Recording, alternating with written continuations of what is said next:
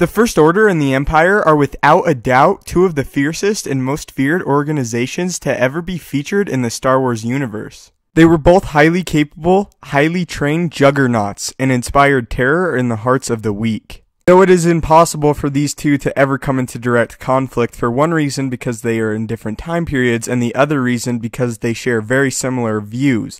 But what would happen if the Galactic Empire came into conflict with the individuals that were inspired by it, the sinister First Order? In this video, we'll be primarily discussing and analyzing the First Order at the time of The Force Awakens, and using some resources from the First Order's past to emphasize points made. We will also be excluding all superweapons produced by both organizations, as these weapons are major trump cards. Let's begin with the Empire. The Empire rose after Emperor Palpatine seized control over the Senate and ordered the extermination of all Jedi in the known universe. For several decades, the Empire was the dominant force in the galaxy, governing many star systems and becoming a more powerful organization as far as its military prowess is concerned. The Empire ruled with very few hiccups for nearly 2 decades until, with the help of Luke Skywalker, their newly implemented superweapon, the Death Star, was destroyed, and the Rebels became a viable threat rather than an annoyance to the Empire.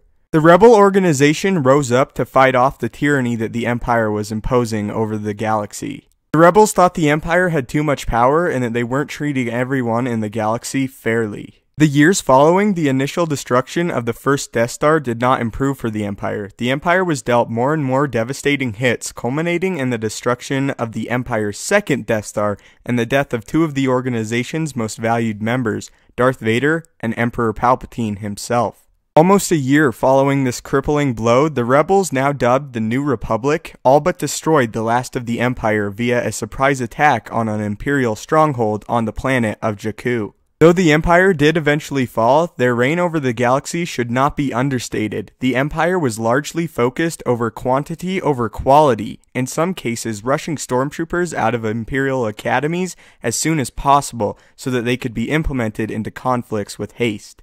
The Empire also pushed out hundreds of thousands of TIE fighters, but as a result of this mass quantity, did not bother to give them operating shields, which eventually led to them being easily destroyed by the Rebel Alliance. This is not to say that all of the Empire's troops and weaponry were without quality. The Empire also had highly functional and devastating ships, such as the TIE Advance class, and before major conflicts arose, stormtroopers were very competently trained and skilled fighters. The Empire also possessed many gigantic ships, including Super Star Destroyers, which were some of the most devastating and capable ships ever constructed, the most famous of which being Vader's own command ship, the Executioner.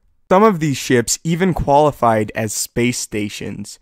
The Empire also utilized many specialized forces, with just a few being Imperial Guards, Shadow Troopers, and for the specialty of hunting down remaining Jedi, Inquisitors. Now let's discuss some of the Empire's key players, mainly Darth Vader and Emperor Palpatine. Darth Vader was one of the most skilled and powerful Sith to have ever lived, being an expert in lightsaber combat and known for being possibly the greatest Jedi killer ever.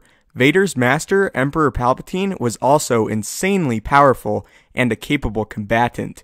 However, Palpatine did not take place in many engagements, instead opting to rule and govern rather than concern himself with what he somewhat considered to be pointless conflicts, instead primarily leaving them to Vader and others he trusted. Now let's discuss the Empire's successors, the First Order.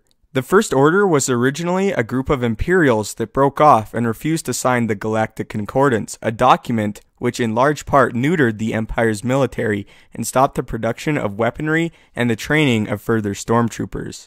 In the unknown regions of space is where the First Order garnered its power, falling under the rulership of the mysterious darkside user Snoke, who later became supreme leader of the First Order. The First Order, unlike the Empire, did not have the responsibility of maintaining the galaxy, and as a result, were able to put more emphasis on the training of their troops and developing more effective weapons. Though the resources of the First Order were not as plentiful as the Empire's, they were in most cases more advanced, and with many of the stormtroopers being acquired at birth and manipulated into thinking the First Order's extreme actions were not only justified, but necessary, made them extremely dangerous. The First Order also had many powerful ships implemented into its navy, and have more large-scale ships rumored by Resistance intelligence to be in development. According to this intelligence, some of these Star Destroyers are larger than Kylo Ren's Star Destroyer, the Finalizer, which is the biggest active ship in the First Order's navy. One of the First Order's hierarchy is General Hux, who oversees the training of the First Order stormtroopers and states that the refinement and training of the troops be of the utmost importance and a necessity in garnering power. Not much is known about the specialized forces of the First Order, but we do, however, know that they have heavy troopers and flame troopers, and I assume they have several variations of specialized troops. The First Order's primary ships are similarly to the Empire TIE fighters, with slight changes such as deflector shields and allowed for 2 people to fit in a single ship. The First Order's size is widely unknown and kept secret, with a large portion of the group remaining in the unknown region of space, but we can deduce that they are vastly smaller than the Empire.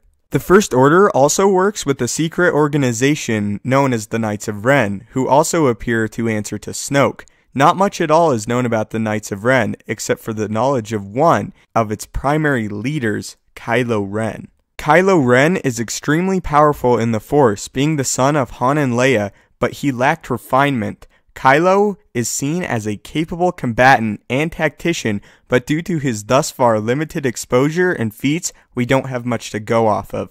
We can, however, clearly deduce his power thus far pales in comparison to his grandfather's, Darth Vader's, and we know Kylo's greatest fear is that he will not grow to be as powerful as Darth Vader. The First Order's leader, Supreme Leader Snoke, also remains to be a mysterious figure that not much is known about. All we know, as far as his abilities are concerned, is that he is a powerful wielder of the dark side, and has also experienced massive injuries, making him a mix of strength and vulnerability. He also appears to be a more hands-off leader, allowing others to complete his goals for him, while he, at least for now, governs from the shadows. Now that we've talked about both groups, let's discuss how a hypothetical war between the two could play out. At first, the conflict would most likely be played out similarly to how the rebels attacked the Empire, small hit-and-run missions on the First Order's behalf. Eventually, the Empire would take notice of this and launch counterattacks. The battles would be long and hard fought, with the Empire having the advantage of mass amounts of troops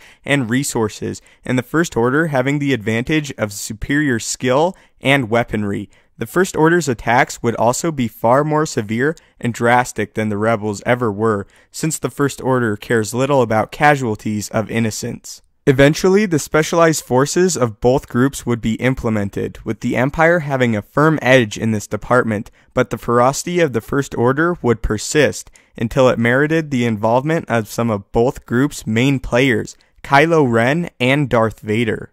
Darth Vader would have a fight on his hands, but he would ultimately crush Kylo with his superior dueling skills, experience, and might in the Force. This is where I believe the tide would shift. The main advantage the rebellion had over the Empire was support from many planets and sometimes systems that did not agree with the Empire and in some cases were persecuted by the Empire. The First Order lacks this additional assistance, and the Empire would eventually overwhelm them, with the loss of Kylo Ren being a huge blow to the Order as a whole. The First Order would, however, still have its leader and the Knights of Ren. The First Order would also have the advantage of being widespread in territory the Empire would be unfamiliar with.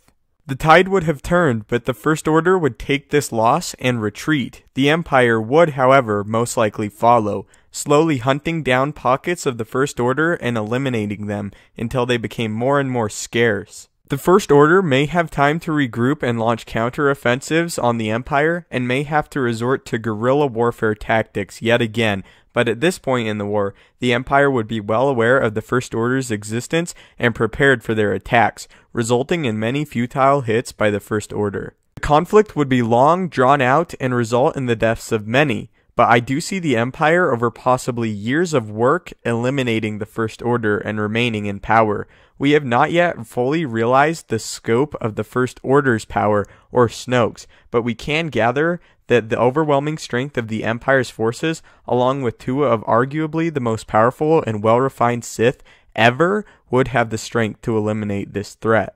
I do want to make this clear. Man for man, I do believe the First Order is more powerful than the Empire, but the Empire's overwhelming forces and quantity of forces would be able to take out the First Order eventually. It is possible that the First Order could achieve what the Rebellion achieved, even with the lack of support from other star systems, since there's, like I said, not very much information we have overall on the First Order.